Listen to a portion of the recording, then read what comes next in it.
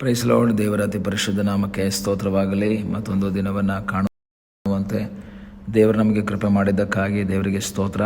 ಆತನು ಮಾಡಿದ ಎಲ್ಲ ಉಪಕಾರಗಳಿಗಾಗಿ, ಎಲ್ಲ ಆಶೀರ್ವಾದಗಳಿಗಾಗಿ ನಾನು ದೇವರಿಗೆ ಸ್ತೋತ್ರವನ್ನು, ಮಹಿಮೆಯನ್ನು ಸಲ್ಲಿಸ್ತೇನೆ. ಈ ದಿನ ವೇದ ಅಧ್ಯಯನಕ್ಕಾಗಿ ಒಂದು ವಾಕ್ಯವನ್ನು ಓದಿಕೊಳ್ಳೋಣ. ಕೀರ್ತನೆಗಳು 4ನೇ ಅಧ್ಯಾಯ, ಅದರ 8ನೇ ವಾಕ್ಯ. ನಾನು ನಿರ್ಭಯವಾಗಿರುವುದರಿಂದ ಮಲಗಿಕೊಂಡು ಕೂಡಲೇ ನಿದ್ದೆ ಮಾಡುವೆನು. ಯಾಕೆಂದರೆ ಯೆಹೋವನೇ, ನಾನು ಯಾವ ಅಪಾಯವೂ ಇಲ್ಲದೆ ಸುರಕ್ಷಿತನಾಗಿರುವಂತೆ ನೀನು ಕಾಪಾಡುತ್ತಿ. ದೇವರ ವಾಕ್ಯವನ್ನು ನಾವು ಕಲಿಬೇಕಾದರೆ ಕೀರ್ತನೆಯಲ್ಲಿ ಬಹುಪಾಲು ಕೀರ್ತನೆಗಳನ್ನು ದಾವೀದನು ಬರೆಯುವುದನ್ನು ನಾವು ನೋಡಬಹುದು. ಆತನ ಕೀರ್ತನೆಯಲ್ಲಿ ಅನೇಕ ವೇದನೆಯ ಅನುಭವದ ಕೀರ್ತನೆಗಳು, ಸಂತೋಷದಿಂದ ಬರೆದಂತಹ ಕೀರ್ತನೆಗಳು, ಇಕ್ಕಟ್ಟಿನಲ್ಲಿರುವಾಗ ಇರುವಂತಹ ಸಮಸ್ಯೆಯಲ್ಲಿ ಅನುಭವಿಸ್ತಾ ಇರುವಂತಹ ಆ ಕೀರ್ತನೆಗಳು ಎಲ್ಲವನ್ನು ನಾವು ನೋಡ್ತೇವೆ. ಇಲ್ಲಿ 4ನೇ ಕೀರ್ತನೆಯಲ್ಲಿ ನಾವು ಓದಬೇಕಾದ್ರೆ ಇದು ಸಹ ದಾವೀದನ ಒಂದು ಕೀರ್ತನೆ. ವಿಶ್ವಾಸಯುಕ್ತವಾದ ಅಸ್ತಮಾನ ಗೀತ ಇದು. ವಿಶ್ವಾಸಯುಕ್ತವಾದ, ನಂಬಿಕೆಯಲ್ಲಿ ಮುಳುಗಿರುವಂತಹ, ನಂಬಿಕೆಯಲ್ಲಿ ಮಿಂದೆದ್ದಿರುವಂತಹ ಒಂದು ನಂಬಿಕೆಯ ಗೀತ. ಇಕ್ಕಟ್ಟುಗಳಲ್ಲೂ ವೇದನೆಗಳಲ್ಲಿಯೂ ಸಹಾಯ ಮಾಡುವಂಥ ಒಬ್ಬ ದೇವರಿದ್ದಾನೆ ಎಂಬ ಒಂದು ನಂಬಿಕೆಯಿಂದ ದಾವೀದನು ಬರಿತಾ ಇರುವಂತಹ ಒಂದು ಕೀರ್ತನೆ. ಅದರಲ್ಲಿ 8ನೇ ವಾಕ್ಯದಲ್ಲಿ ಹೇಳ್ತಾನೆ, ನಾನು ನಿರ್ಭಯನಾಗಿರುವುದರಿಂದ ಮಲಗಿಕೊಂಡು ಕೂಡಲೇ ನಿದ್ದೆ ಮಾಡುವೆನು.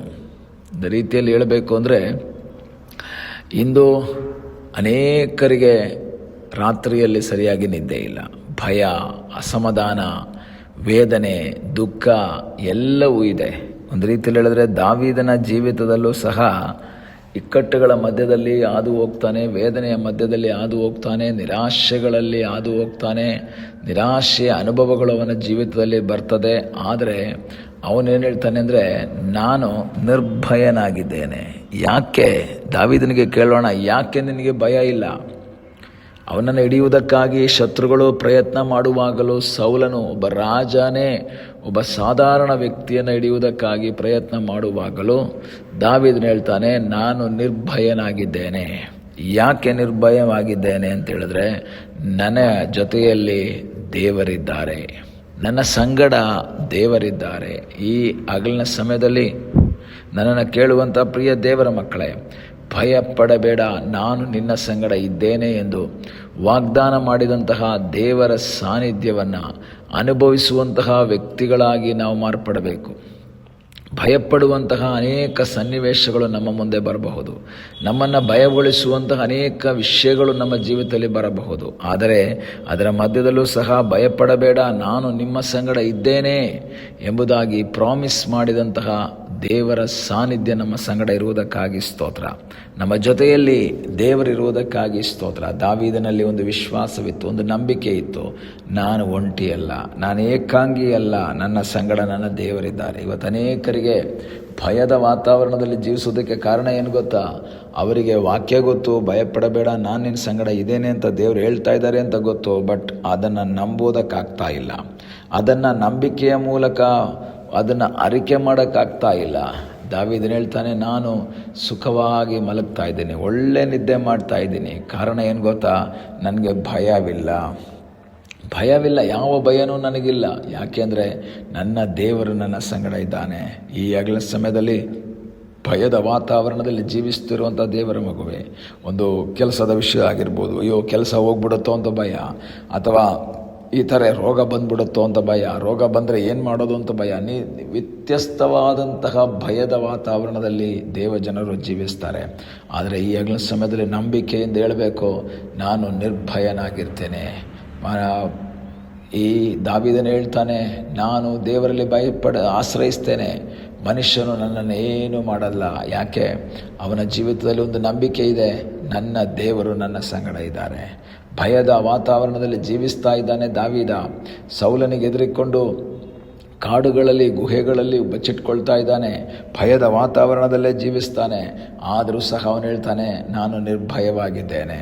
ಭಯವಿಲ್ಲ ನನಗೆ. ಯಾಕೆಂದರೆ ನಾನು ಎಷ್ಟು ಕಾಲ ಇರಬೇಕು, ಹೇಗಿರಬೇಕು, ಎಲ್ಲಿರಬೇಕು, ಯಾವ ರೀತಿಯಲ್ಲಿ ಜೀವಿಸಬೇಕು ಎಲ್ಲವನ್ನ ತೀರ್ಮಾನ ಮಾಡೋದು ಸೌಲ ಅಲ್ಲ, ಅದನ್ನು ತೀರ್ಮಾನ ಮಾಡೋನು ದೇವರು. ನಿನ್ನ ಜೀವಿತದ ವೇದನೆ ಮಧ್ಯದಲ್ಲಿ, ಭಯದ ವಾತಾವರಣ ಮಧ್ಯದಲ್ಲಿ ನೀನು ಹೇಗಿರಬೇಕು, ಎಲ್ಲಿರಬೇಕು, ಏನು ಮಾಡಬೇಕು ಎಲ್ಲ ಡಿಸೈಡ್ ಮಾಡೋದು ಮನುಷ್ಯರಲ್ಲ. ನಿನ್ನನ್ನು ಭಯಪಡಿಸುವಂಥ ಮನುಷ್ಯರಲ್ಲ, ನಿನಗೆ ವಿರುದ್ಧವಾಗಿ ಮಾತಾಡುವಂಥ ವ್ಯಕ್ತಿಗಳಲ್ಲ. ನಿನ್ನನ್ನು ಕರೆದಂತಹ, ನಿನಗಾಗಿ ಪ್ರಾಣವನ್ನು ಕೊಟ್ಟು ನಿನ್ನನ್ನು ವಿಮೋಚಿಸಿದಂತಹ ಯೇಸು ಎಂಬುದನ್ನು ನೀನು ಮರೆಯಬಾರ್ದು. ಈ ಬೆಳಗಿನ ಸಮಯದಲ್ಲಿ ಕರ್ತನಿಗೆ ಹೇಳೋಣ, ಕರ್ತನೆ ನನ್ನ ಸಂಗಡ ನೀನಿರುವುದಕ್ಕಾಗಿ ಸ್ತೋತ್ರ. ಭಯರಹಿತನಾಗಿ, ಭಯವಿಲ್ಲದಂತಹ ಒಂದು ಅನುಭವದಲ್ಲಿ ಜೀವಿಸುವ ಹಾಗೆ ಕರ್ತನೆ ನೀನು ನನಗೆ ಕೃಪೆ ಮಾಡು ಎಂಬುದಾಗಿ ದೇವರ ಸನ್ನಿಧಾನದಲ್ಲಿ ಪ್ರಾರ್ಥಿಸುವುದಾದರೆ ಆತ ನಮ್ಮ ಸಂಗಡ ಇರ್ತಾನೆ. ವಿಶ್ವಾಸಯುಕ್ತವಾದಂಥ ಒಂದು ಗೀತ ಇದನ್ನು ನಾವು ನೋಡ್ತೇವೆ. ಈ ದಿವಸಗಳ ನಂಬಿಕೆಯಿಂದ ಆ ಮಾತನ್ನು ಹೇಳುವಂತೆ ದೇವರು ನಮ್ಮ ಜೀವಿತದಲ್ಲಿ ಸಹಾಯ ಮಾಡಲಿ. ಕರ್ತನು ನಮ್ಮ ಸಂಗಡ ಇದ್ದಾನೆ. ಕರ್ತನು ನಮ್ಮ ಜೊತೆಯಲ್ಲಿರುವಾಗ ಭಯದ ವಾತಾವರಣ ಎಲ್ಲ ತೆಗೆದು ಧೈರ್ಯದಿಂದ ಮುಂದೆ ಸಾಗುವಂತೆ ದೇವರು ಸಹಾಯ ಮಾಡಲಿ. ಪ್ರಾರ್ಥಿಸೋಣ. ನಮ್ಮನ್ನು ಬಹಳವಾಗಿ ಪ್ರೀತಿ ಮಾಡುವ ಪರಲೋಕದ ತಂದೆಯಾದ ದೇವರೇ, ಸಮಯಕ್ಕಾಗಿ ಸ್ತೋತ್ರ. ಮತ್ತೊಂದು ಆವರ್ತಿ ನಮ್ಮನ್ನೇ ನಿನ್ನ ಪಾದಗಳಿಗೆ ನಾವು ಒಪ್ಪಿಸಿಕೊಡ್ತಾ ಇದ್ದೇವೆ. ಕರ್ತನೆ, ನಿನ್ನ ಮಕ್ಕಳನ್ನು ಆಶೀರ್ವಾದ ಮಾಡಪ್ಪ. ಎಲ್ಲದ ಭಯದ ಆತ್ಮವನ್ನು ತೆಗೆದುಹಾಕು, ಧೈರ್ಯದ ಆತ್ಮವನ್ನು ತುಂಬಿಸಿ ದೇವರೇ ನೀನು ಅವ್ರನ್ನ ಆಶೀರ್ವದಿಸು ಎಂಬುದಾಗಿ ನಾವು ಪ್ರಾರ್ಥಿಸ್ತೇವೆ. ಆಗ ನೀನು ಮಾಡುತ್ತೀಯ, ಅದಕ್ಕಾಗಿ ಸ್ತೋತ್ರ.